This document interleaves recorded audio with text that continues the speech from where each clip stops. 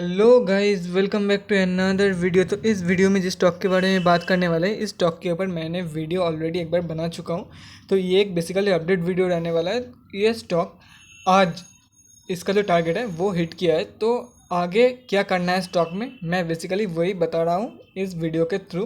तो इस ये जो स्टॉक रहने वाला है, इसमें अभी एंटर करने की भूल बिल्कुल भी मत करना। अगर आप लोग करना चाहते हो तो कर सकते हो अपने रिस्क पे, लेकिन मेरा रिकमेंडेशन ये बिल्कुल भी नहीं रहेगी कि आप लोग नए से मतलब फ्रेश एंट्री करो स्टॉक में, या तो फिर अभी बाई करो, क्योंकि इसका जो फर्स्ट टारगेट है वो हिट हो चुका है। कभी भी ये स्टॉक गिर सकती है, सेकेंड टारगेट दिखाने से पहले ही ये स्टॉक गिर सकती है। तो अगर एकदम टोटली आप लोग सेफ खेलना चाहते हो तो प्रॉफिट बुकिंग कर सकते हो, अदरवाइज़ मैं इसका सेकेंड टारगेट है वो बताने वाला हूँ। आप लोग चाहते हो तो वहाँ तक होल्ड करके रख सकते हो, या तो फिर अगर बीच से भी अपने राइडर वॉच लिस्ट में रख सकते हो और मॉनिटर कर सकते हो स्टॉक को। अगर बीच से कहीं से नीचे गिरना चालू हो जाता है तो आप लोग वहाँ से एग्जिट मार के निकल सकते हो स्टॉक से। तो चलिए दिखाता हूँ कहाँ के लेवल्स के बारे में मैं बात कर रहा था और क्या इसका नेक्स्ट टारगेट निकल के आता है इस स्टॉक में।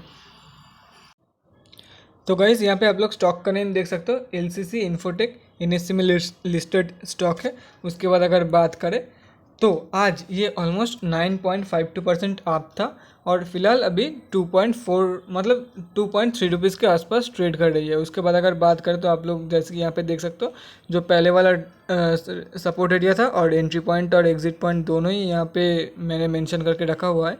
ये जो रेड वाला लाइन है ये इसका टारगेट था और ये जो ग्रीन वाला लाइन है ये इसका एंट्री पॉइंट था। या तो फिर मैंने ये बोला था कि बाउंस बैक के टाइम आप लोग इंटर करके चल सकते हो, जो कि यहाँ पे एक सक्सेसफुल बाउंस बैक दिया था और ये एक कंफर्म ट्रेड था 2.25 में बाई करके। Sorry guys, sorry for that message. 2.25 में बाई करके 2.3 के लेवल में आप लोग बेच सकते हो इस स्टॉक को। तो ये मैंने आप लोगों को बहुत पहले ही बता दिया था स्टॉक के बारे में। अभी बात करते हैं स्टॉक में तो आगे क्या करना है। जैसे कि गाइज यहाँ पे आप लोग देख सकते हो, मैं चार्ट को थोड़ा सा अगर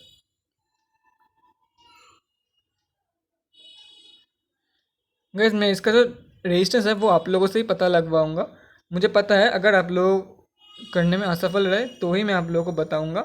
वैसे तो मैं बता ही दूंगा, लेकिन खुद से कुछ ट्राई करो गैस, इसलिए मैं आप लोगों को दिखा रहा हूँ। तो गैस वैसे जैसे तो आप लोग देख सकते हो यहाँ पे अगर एक रेजिस्टेंस निकल के आ रहा है, तो गैस कहाँ पे निकल के आ रहा है इस चार्ट में गैस आप लोग कमेंट में मुझे बता सकते हो। अभी गैस कमेंट कर लो, उसके बाद मैं बताऊंगा क्या उसका रेजिस्टेंस एरिया मतलब इसका जो ऊपर का टारगेट है वो क्या निकल के आ रहा है स्टॉक में। कुछ दिख रहा है यहाँ पे, कुछ भी चीज़ गलत हुआ तो गलत, लेकिन कमेंट ज़रूर करो, एटलीस्ट खुद से कुछ ट्राई करो, मैं उसके बाद बताऊंगा। पॉज करके कमेंट कर लेना या तो फिर पॉज करके ये चार्ट को देखना, उसके बाद मैं बता देता हूँ आप लोगों को। तो चलिए मैं एक बार ड्रॉ कर देता हूँ कहाँ पे निकल के आ रहा है। गैस ये जो एरिया आप लोगों को दिख रहा है, इसी एरिया पे ऑलमोस्ट 2.85 के लेवल्स पे इसका जो सेकेंड टारगेट है वो निकल के आ रहा है। एटलीस्ट 2.85 तो ये दिखा सकती है। क्या पता नीचे से भी मतलब नीचे की तरफ बाउंस बैक दिखा दे, इसके नीचे से 2.85 टच होने से पहले से ही ये नीचे की तरफ बाउंस बैक दिखा दे, लेकिन चांसेस है कि 2.85 तक की टारगेट ये कंपनी दिखा सकती है। बाकी आप लोगों के ऊपर है, कंटिन्यूसली स्टॉक को मॉनिटर करते रहना। क्या पता ये अगर क्या पता नहीं, अगर ये 2.85 से नीचे के लेवल में मान लो कि ये जो हो गया 2.5 या 2.75 के लेवल से अगर नीचे गिर जाता है तो आप लोग एग्जिट करके निकल सकते हो स्टॉक से। तो अभी ये टोटली आपके ऊपर है। अगर यहाँ पे आप लोग प्रॉफिट बुकिंग करके निकल जाना चाहते हो तो गाइज निकल लो प्रॉफिट बुकिंग करके, क्योंकि अभी तक ये टोटली सेफ नहीं हुआ है। क्योंकि यहाँ पे आप लोग देख सकते हो ये जो रेड कैंडल है, यहाँ पे एक सेकेंड में दिखा देता हूँ। ये जो रेड कैंडल है इसी के जो टॉप है और इसका जो टॉप है वो टोटली सेम है, सेम ही लेवल पे है, तो यहाँ से नीचे गिरने का चांसेस है। इसलिए मैं बोल रहा हूँ कि अगर आप लोग टोटली सेफ होना चाहते हो तो अभी इससे प्रॉफिट बुकिंग करके सेफ हो सकते हो, लेकिन अगर आप लोग होल्ड करना चाहते हो और आपके पास कंटिन्यूस स्टॉक को मॉनिटर करने के लिए टाइम है, बहुत लोग जॉब करते हैं उनके बीच में टाइम नहीं निकल पाते वो लोग, तो क्या है वो लोग लॉस में चले जाएंगे। तो गाइस अगर आप लोग जॉब करते हो, काम के बीच में टाइम नहीं है आप लोगों के पास ये स्टॉक मार्केट को देने के लिए, मतलब ये मॉनिटर करने के लिए कंटिन्यूसली एटलीस्ट 5 मिनट में एक बार तो एटलीस्ट 10 मिनट में एक बार कर ही लेना, आप लोग को बहुत अच्छी तरीके से समझ में आ जाएगा। अगर आप लोग होल्ड भी करना चाहते हो, टाइम भी नहीं है, तो एटलीस्ट 30 मिनट का कैंडल लगा के एक बार 30 मिनट में एक बार तो इसे मॉनिटर कर लेना प्लीज़ गाइज। तो ही आप लोग अगर होल्ड करना चाहते हो तो मैं होल्ड करना रिकमेंड करूँगा, नहीं तो आप लोग प्रॉफिट बुकिंग करके एग्जिट कर लेना स्टॉक से, वो टोटली आप लोगों के ऊपर है। और इसका जो टारगेट है मैंने बता दिया 2.85, और कंटिन्यूसली मॉनिटर करते जाना, क्या पता बीच से ही नीचे गिर जाए और 2.75 या तो फिर 2.7 2.65 कहीं से भी नीचे गिर सकती है स्टॉक। क्योंकि वॉल्यूम अगर देखोगे ना, वॉल्यूम इतना ज़्यादा कुछ खास नहीं है, इतना वॉल्यूम पहले भी था, जैसे कि आप लोग यहाँ पे देख सकते हो, इतना वॉल्यूम पहले भी था, पहले भी दिखाई है स्टॉक ने, तो इतना ज़्यादा कुछ खास वॉल्यूम नहीं था स्टॉक में इतना बड़ा बाउंस बैक के लिए। कहीं से भी गिर सकती है, क्योंकि वॉल्यूम का देखो कंफर्मेशन वॉल्यूम का नहीं है, वॉल्यूम का बिल्कुल भी कंफर्मेशन नहीं है, वॉल्यूम एकदम एवरेज वॉल्यूम है, इसलिए मैं बोल रहा हूँ कहीं से भी नीचे गिर सकती है स्टॉक, इसीलिए ज़रा अपनी आंखें खुली रखना। बाकी आप लोगों के ऊपर है, अगर आप लोग लगता है कि 2.85 तक श्योरली जा सकता है तो 2.85, लेकिन 2.85 तक जाते जाते मुझे लगता है कि जो RSI है वो 80 क्रॉस कर जाएगी, तो ओवरबॉट जोन में 80 क्रॉस कर जाएगी, तो ओवरबॉट जोन में वैसे भी चला जाएगा स्टॉक।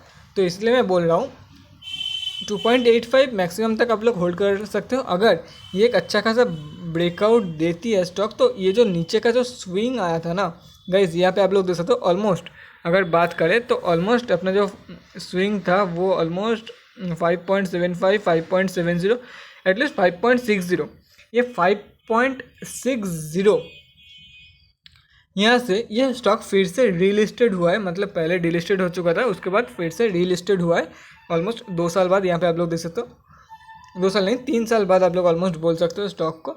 तो ये वाला स्विंग आप लोगों को देखने को मिल सकता है, लेकिन मुझे नहीं लगता अगर ये ट्रेड होकर इतना ऊपर जाता तो मैं बोलता कि हाँ 2.85 अगर क्रॉस कर लेता है तो ये जो है ये 5.5 या तो फिर 5.6 का लेवल दिखा सकती है। लेकिन अब देखो ये रीलिस्टिंग का जो प्राइस है, तो और अगर ये स्टॉक इतना ही कैपेबल होता तो यहाँ से ऊपर जाता, ये जो रीलिस्टिंग के बाद यहाँ से नीचे नहीं आता स्टॉक।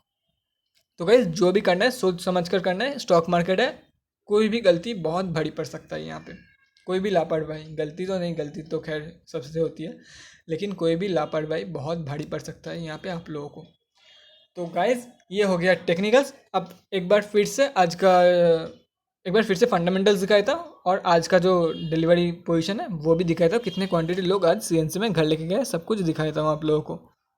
जैसे कि आप लोग देख सकते हो हम लोग आ चुके हैं NSE के वेबसाइट में। NSE के वेबसाइट में अगर बात करें आज कितने क्वांटिटी ट्रेड हुआ है, फिलहाल ये निफ्टी 500 में कंपनी लिस्टेड है, और कितने क्वांटिटी ट्रेड हुआ है 6,60,806 क्वांटिटी ट्रेड हुआ है, जिसका वैल्यू निकल कर रहा है 14.93 लाख रुपीज़। और आज की अगर पेंडिंग ऑर्डर क्वांटिटी के बारे में बात करें तो 1000 क्वांटिटी बाइंग की तरफ 2.3 के प्राइस पॉइंट में पेंडिंग है, तो इतना ज़्यादा कुछ हेवी वॉल्यूम नहीं है पेंडिंग ऑर्डर में भी। और डिलीवरी पोजीशन में सिर्फ 57%, जबकि स्टॉक अगर देखोगे आज का जो क्लोजिंग पोजीशन है वो इसका अपर प्राइस बैंड मतलब अपर सर्किट निकल कर रहा है, क्लोजिंग पोजीशन और जो क्लोजिंग पोजीशन और जो अपर सर्किट निकल कर रहा है वो सेम प्राइस पॉइंट पे निकल कर रहा है, लेकिन उसके बावजूद जो डिलीवरी पोजीशन है वो इतना ज़्यादा कुछ खास निकल के नहीं आ रहा है। देखो मैंने बोला है कि 30% से आप अगर रहती है तो पॉजिटिव माइंडसेट दिखता है, लेकिन वो लॉन्ग टर्म के लिए अगर एक स्टॉक अपर सर्किट या लोअर सर्किट में क्लोज होता है तो एटलीस्ट आप लोगों को 75%, अगर वो पोटेंशियल अपर सर्किट होगा तो एटलीस्ट 75% प्लस आप लोगों को डिलीवरी क्वांटिटी देखने को मिलेगा। लेकिन यहाँ पे पूरा उल्टा है, 57% मतलब 50% प्लस इतना, मतलब मोस्ट ऑफ द केसेस में जो स्टॉक ट्रेड हुआ है वो इंट्राडे के लिए ट्रेड हुआ है, या तो फिर लोग सेल करके निकल गए तो भी CNC में ही काउंट होगा। लेकिन मोस्ट ऑफ द क्वांटिटी आप लोग यहाँ पे बोल सकते हो, मोस्ट ऑफ द तो नहीं, एटलीस्ट 43% 42 पॉइंट समथिंग 42.46% क्वांटिटी लोग आज इंट्राडे में यूज़ किया है।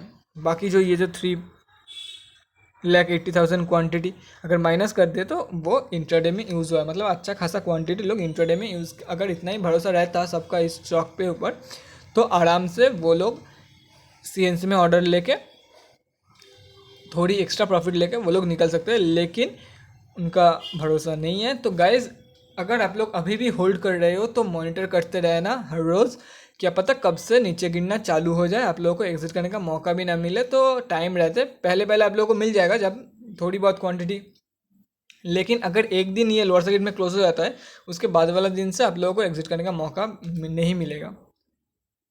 ये सबको पता है, जो लोग पेनी स्टॉक में ट्रेड करते हैं उन लोगों को सबको पता है, अगर अपर सर्किट में स्टॉक क्लोज होता है तो आप लोगों को बाइंग की पोजीशन नहीं मिलता है। अगर स्टॉक लोअर सर्किट में क्लोजिंग होता है तो आप लोगों को सेल करने का मौका नहीं मिलता, अगर आप लोग रिटेलर हो तो। और मेरा वीडियो देख रहे हैं मतलब रिटेलर्स ही है।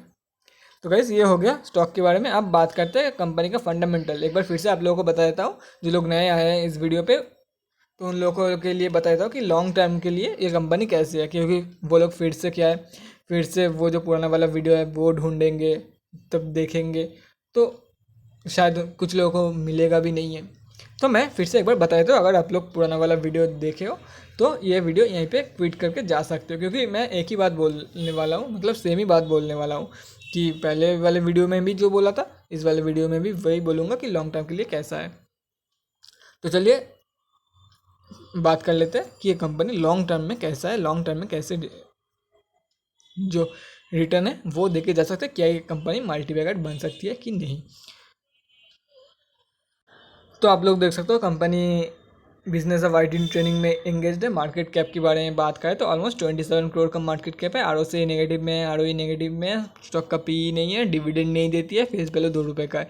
एक ही चीज़ यहाँ पे पॉजिटिव दिख रहा है मुझे, वो है बुक वैल्यू। बुक वैल्यू से नीचे कंपनी ट्रेड कर रही है, बाकी सब तो नेगेटिव में ही दिख रहा है और या तो फिर फंडामेंटली वीक दिख रहा है मुझे कंपनी। उसके बाद बात करें प्रोज एंड कॉन्स के बारे में। प्रोज में आप लोग देख सकते हो company is almost debt free, stock is trading at 0.47 times it's book value. बाकी कॉन्स के बारे में बात करें तो लो इंटरेस्ट कवरेज आप लोगों को देखने को मिल सकते हैं यहाँ पे। Company has delivered a poor sales growth of -71.48% over last 5 year, मतलब सेल्स तो जीरो के बराबर हो चुका है। कुछ सालों में तो ज़ीरो मतलब -100% हो जाएगा, कंपनी का सेल्स ज़ीरो हो जाएगा। मैं क्वार्टरली रिजल्ट और जब ईयरली रिजल्ट में टैली करूँगा तब मैं आप लोगों को दिखा दूँगा कितने मतलब सेल्स में गिरावट देखने को मिली है स्टॉक में। अगर एक 3 इयर्स की आरओई के बारे में बात करें तो 0.88%, वो भी माइनस में, मतलब 3 साल में कुछ फ़ायदा नहीं हुआ है। और company has high debtor days of 3,71,205 days, मतलब बहुत ही ज़्यादा निकल के आ रहा है यहाँ पे। यहाँ पे आप लोग क्वार्टरली रिजल्ट में देख सकते हो मार्च 2021 में तो जो एक सेल्स था वो टोटली ज़ीरो था कंपनी का। उसके बाद अगर बात करें तो यहाँ पे आप लोग देख सकते हो नेट प्रॉफिट में company totally loss making company बन चुकी है। और उसके बाद अगर बात करें तो ईयर ऑन ईयर बेसिस पे आप लोग देख सकते हो करंट टीटीएम में कंपनी 1.55 करोड़ की ऑपरेटिंग प्रॉफिट में लॉस दे रही है। और इस साल की मतलब मार्च 2021 के बारे में बात करें तो देख सकते हो सिर्फ 2 लाख का सेल्स दिया है, जबकि पहले 11 करोड़ का सेल्स दिया था। और कंपनी का एक्सपेंस तो कुछ बोलो ही मत, इसके चलते जो ऑपरेटिंग प्रॉफिट परसेंटेज निकल कर रहा है वो -7,350%। मतलब यहाँ से तो सबको पता चल रहा है कि ये कंपनी फंडामेंटली बहुत ही ज़्यादा वीक है। लॉन्ग टाइम के लिए इतना ज़्यादा कुछ खास रहना नहीं वाला है, मतलब लॉन्ग टाइम के लिए इतना ज़्यादा कुछ खास नहीं रहने वाला है ये स्टॉक। इतना ज़्यादा कुछ क्या, मतलब कुछ भी नहीं है स्टॉक लॉन्ग टर्म के लिए। आप लोग स्विंग ट्रेडिंग में पैसा बना सकते हो, लेकिन लॉन्ग टर्म के लिए बिल्कुल भी रिकमेंडेशन नहीं है। अगर आप लोग मतलब सबका थॉट प्रोसेस अलग अलग होता है, सबका पॉइंट ऑफ व्यू नज़रिया अलग अलग होता है। तो अगर आप लोगों को लग रहा है ये कंपनी मल्टीबैगर बन सकती है तो गाइस वो टोटली आप लोगों के ऊपर है। लेकिन मैं जो वीडियोस बनाता हूँ मैं उसमें अपना पॉइंट ऑफ व्यू शेयर करता हूँ। तो मेरे पॉइंट ऑफ व्यू से ये कंपनी लॉन्ग टर्म के लिए बेकार ही है, आप लोग बोल सकते हो बेकार है। कैश फ्लोज में आप लोग देख सकते हो कैश फ्लोज भी नेगेटिव में जा चुका है। उसके बाद अगर बात करें तो शेयर होल्डिंग पैटर्न में आप लोग देख सकते हो प्रोमोटर्स ने 0.02% अपनी होल्डिंग इंक्रीज़ किया था दिसंबर 19 और मार्च 20 के बीच में। बाकी अगर बात करें तो जो DIIs है उन्होंने भी जून 2020 और मार्च 2020 के बीच में अपना जो होल्डिंग है वो इंक्रीज़ किया था। लेकिन अगर सितंबर 18 से कंपेयर करें तो प्रोमोटर्स ने सिर्फ 0.02% होल्डिंग इंक्रीज़ किया है और DIIs का जो होल्डिंग मार्च सितंबर 2018 में था वही जून 2021 में है। और पब्लिक का जो होल्डिंग है वो सिर्फ 0.02% कम हुआ है जो कि प्रोमोटर्स ने खरीदा है।